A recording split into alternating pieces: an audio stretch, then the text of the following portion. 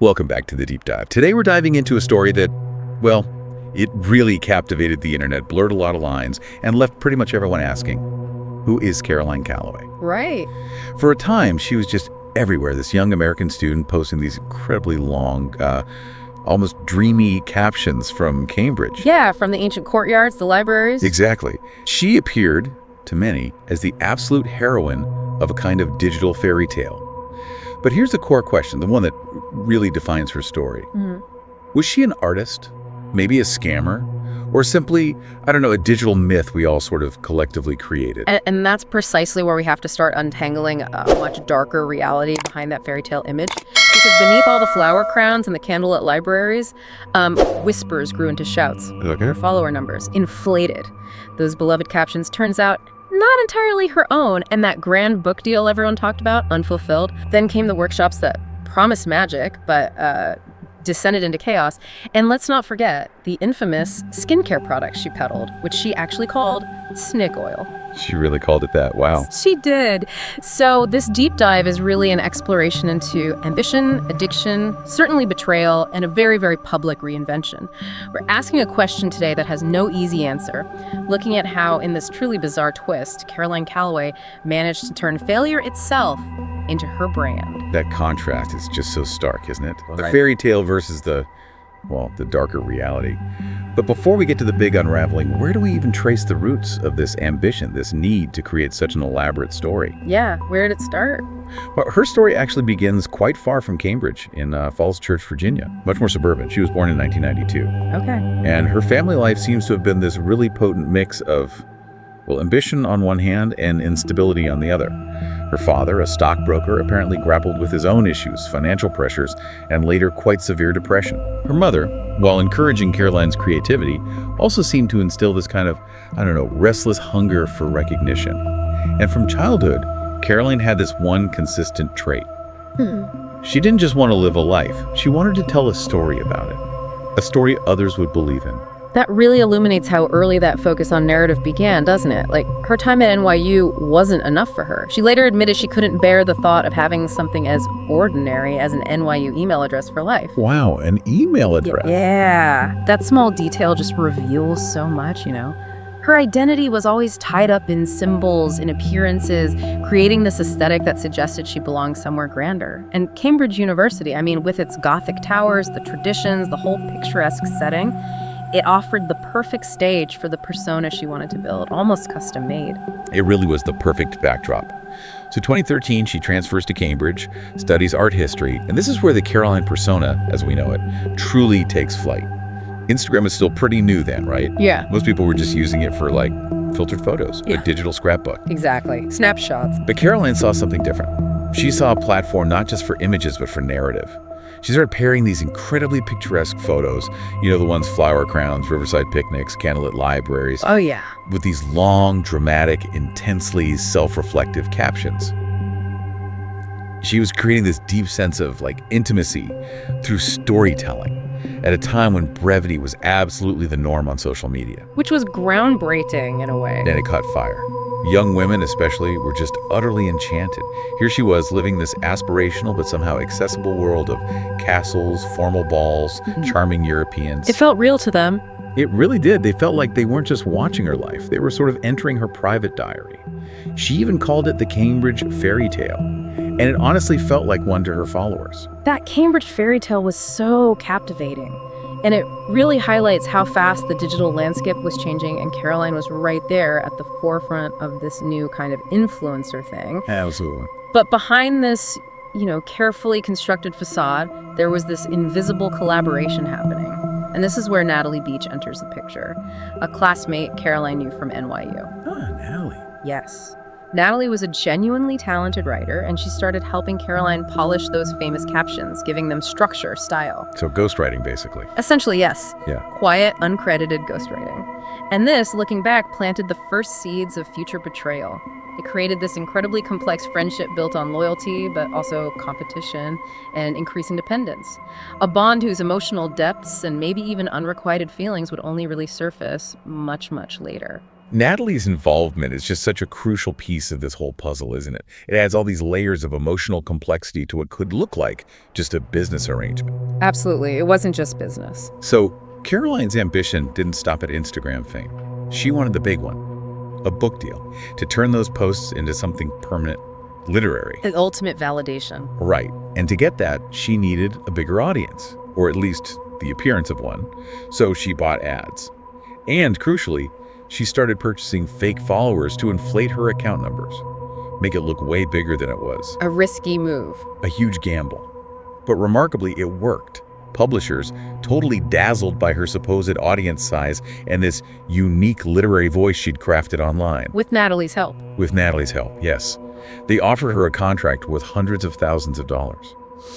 So to the public, it looked like she'd effortlessly spun Instagram posts into a literary empire. Yeah, the dream trajectory. But in reality, what people were seeing was this incredibly fragile construction, built on careful staging, hidden labor from Natalie, and numbers that, well, frankly, just didn't tell the whole truth. It's amazing how quickly she became this almost mythical figure. By 2015, people were calling her the Gatsby of Cambridge, throwing these lavish parties in borrowed college rooms, always dressing herself and her life for the camera. Always performing. Always. But even then, the cracks were starting to show. Her Adderall use was intensifying, adding this frantic energy to her output.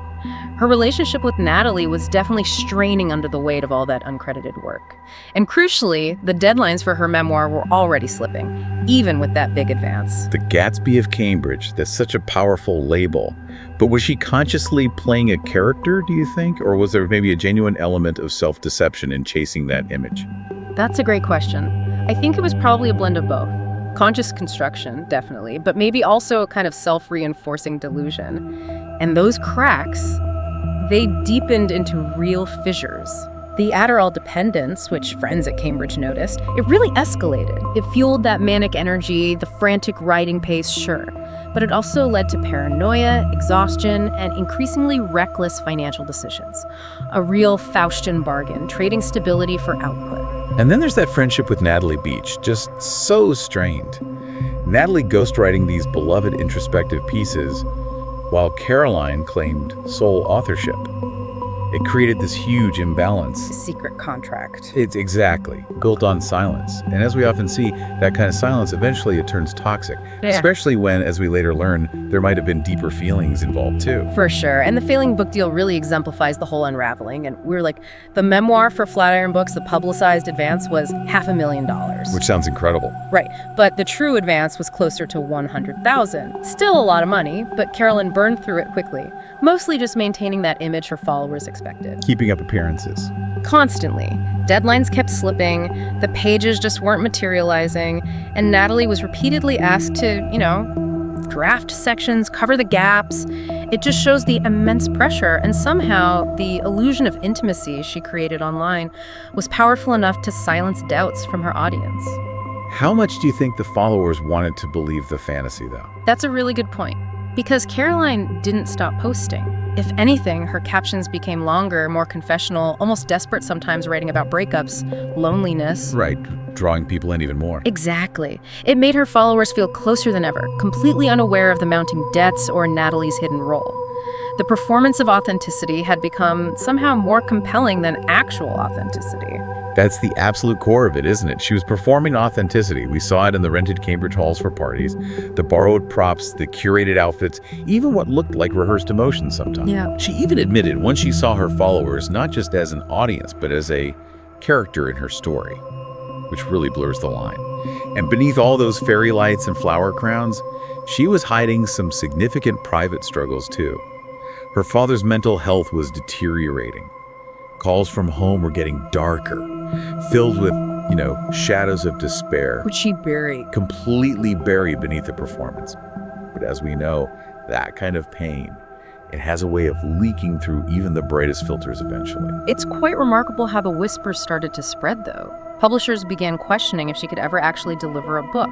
Some followers noticed these sudden spikes in her follower count, wondering if they were real. The cracks were becoming visible. Definitely. And crucially, Natalie Beach, her closest collaborator, her friend, began keeping notes. Notes that would later explode into one of the most viral essays the internet had seen. It was like a ticking time bomb under that perfect surface. And eventually, that time bomb just detonated. The collapse of her empire unfolded in these incredibly public, dramatic scenes. It really started with the infamous Creativity Tour in 2018. Oh, the tour, yes. She announced this ambitious multi-city tour, charging $165 a ticket, promising attendees things like orchid crowns, handwritten letters, mason jar gardens, vegan lunches, a chance to literally step inside her magical world. Hundreds signed up. The dream. But it turned into an immediate, spectacular disaster. Venues weren't booked. There were pictures of the 1,000 empty mason jars piling up in her tiny New York apartment. I remember those pictures. The orchid crowns became like single reuse flowers. Yeah. The lovingly cooked by Caroline vegan lunches, apparently soggy lettuce, tiny portions. She even asked attendees to bring their own food at some point. Oh my goodness, it just completely fell apart. And this is where journalist Kaylee Donaldson's viral Twitter thread came in, comparing the workshops to the infamous Fire Festival. Right, the ultimate disaster comparison. Exactly. And that just exploded online. Within hours, Caroline was trending worldwide. The literary voice of Instagram was now being widely mocked as a scammer. That label just stuck, no matter how hard she tried to spin the disaster as, quirky authenticity. It shows how fast a digital reputation can just shatter. It really does. And this leads into her second act, which somehow leaned even further into the chaos. In 2021, she unveiled this homemade skincare product, provocatively named snake oil. She actually called it snake oil. Yes, selling bottles for $75 or more, boasting about her flawless skin, claiming it could repair cells. Okay, and what was really in it? Well, reality check. Mostly cheap grapeseed oil and essential oils. Dermatologists started warning about irritation. And then there was that one viral Instagram photo showing what looked like cat hair floating inside a bottle. Cat hair? Oh no! Yeah, it led to FTC and FDA complaints. It was just wow. You really couldn't make this stuff up. It just sounds like amateur hour, but worse. So she wasn't just weathering the storm, she was actively turning humiliation into a spectacle. Exactly, selling the scandal directly back to her followers. Some found it darkly amusing, I guess, but many others got incredibly angry, accusing her of manipulation, even risking fans' health for profit. Yeah, that crosses a line. But the final, maybe the most devastating blow came in 2019. Natalie Beach's essay, I Was Caroline Calloway, published in The Cut. That essay changed everything. It went viral instantly, became the most read article of the year. It just blew open the hidden truth. Natalie ghostwriting so much of the Instagram voice, co-authoring the book proposal, Caroline's carefully curated persona just collapsed. Completely. Her closest friend had pulled back the curtain on the entire machinery. And what's just truly unbearable here is the personal tragedy that happened right after. Just 2 days after that essay came out, Caroline's father took his own life. Oh wow, I didn't realize the timing was that close. Yeah. She later wrote about the immense weight of suddenly becoming the internet's main character, this central, often dramatized figure, while simultaneously mourning such a profound personal loss. It really makes you question the human cost of all this public spectacle. Absolutely. So in those months, her life seemed just utterly broken. Book deal gone, credibility destroyed by the workshop, skincare venture a total punchline. And Natalie's essay, The Perceived Betrayal, left her feeling utterly alone. Even her most devoted followers started wondering if there was anything left of the fairy tale at all. So after 2019, Caroline Calloway never stood trial in, a real courtroom, but she was definitely on trial in the court of public opinion. Her name just became shorthand for that incredibly blurred line between ambition and deception online. For sure. And there were really two opposing camps, right? Many called her an outright fraud. They pointed to the collapsed book deal, the chaotic workshops, those bottles of snake oil that sold scandal instead of skincare. For them, she just symbolized everything toxic about influencer culture. And then conversely, you had others offering this really fervent defense. They argued Caroline wasn't a con artist, but a performance artist, that her failures weren't scams, they were provocations. Interesting take. Yeah, they saw her as holding up a mirror to an internet obsessed with spectacle. A critic in The New Yorker even described her as a writer whose raw honesty, however messy, is itself the art. So for these defenders, the chaos was deliberate, her life was the canvas. The art was the mess. Pretty much. And the most powerful counter-narrative of all, perhaps, arrived in 2023 with her self-published memoir, Scammer. Scammer, okay. And it was just this torrent of confession, less a defense, more a reclamation. Caroline admitted everything. Forging grades to get into Cambridge, buying her first followers, even selling a book she never intended to write. She confessed her addictions, the betrayals. It shows the immense power of honesty, even if it's retrospective and, maybe a bit self-serving. And this is where things get really unexpected, right? Mm-hmm. Critics, I think, were expecting a total disaster, another train wreck. But many actually praised it. The Washington Post even called Scammer a masterpiece. Which is incredible. It really is. Against all odds, she somehow turned the very scandals that had destroyed her reputation into the foundation of a work the literary establishment couldn't ignore. Just an amazing twist in her story, really speaks to her unique ability to pivot failure into a new narrative. Definitely a masterclass in narrative control, even after seeming to lose it. And what about Natalie Beach in all this? Her essay kicked off the final storm, but she got pulled into this unwanted spotlight, didn't she? Oh, absolutely. Fans fiercely debated. Was she a victim, a true co-author who deserved credit, or just another player in Caroline's grand performance? The personal fallout was immense for everyone involved. It sounds incredibly difficult. And the lingering impact of her father's tragedy also remained this constant shadow. Critics questioned if the internet's intense obsession with tearing her down had pushed her family past its limits. It's a heavy question. Yeah. And this phenomenon really reveals Caroline's embrace of paradox afterwards. She started selling annotated copies of her failed book proposals, photos of her cluttered apartment, even supposedly bottles of her own tears. Wait, bottles of her tears? Seriously? That was the claim, just constantly blurring that line between exploitation and art. Ultimately, she really did become this living question mark. And that leads us to a revelation that I think many people missed, kind of buried deep in Scammer, that adds yet another layer to this already incredibly complex story. What was that? Caroline admitted she had been in love with Natalie. Wow, okay. Yeah. And that detail just reframes the entire saga, doesn't it? It casts their strained friendship, that bitter betrayal, not just as financial or professional failure, but as something far more personal. Heartbreak, essentially. That changes the dynamic completely. It adds a whole new dimension to the intensity of their connection and the depth of the pain that followed the essay. So Caroline Calloway's story isn't just about scams or art, is it? It's about that fragile line between the two, and how our digital world, well, it often rewards those who blur it. She went into Cambridge with ambition, this hunger for recognition, but she left with scandals that made her infamous, friendships turned into battlefields, and a reputation so polarized her name still divides the internet. It feels like her greatest creation was never actually a book or a product. It was herself. The Caroline Calloway her followers adored was as carefully constructed as any literary character. Right. And like any great character, maybe she eventually outgrew the control of her author, consuming her maker in the process. And the uncomfortable truth her story reveals, I think, is that in the economy of attention, deception can be just as powerful and sometimes more profitable than truth. Which really raises an important question about our own complicity as an audience, doesn't it? What do we choose to reward online? That's a really challenging point.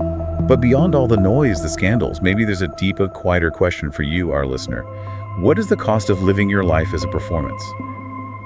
Caroline lost friends, money, credibility, and in many ways, perhaps her own peace of mind. The internet gained a spectacle, but she, in a sense, lost the chance to simply be. It really serves as a cautionary tale, I think, reminding us how fragile authenticity can be when it is packaged, monetized, and consumed. It's just such a vivid example of the pressures and the perils of constructing a life entirely for public consumption. So who is Caroline Calloway to you? A fraud, Yeah. visionary, or maybe something stranger, a mirror reflecting our own obsession with fame, failure, and the stories we tell about ourselves?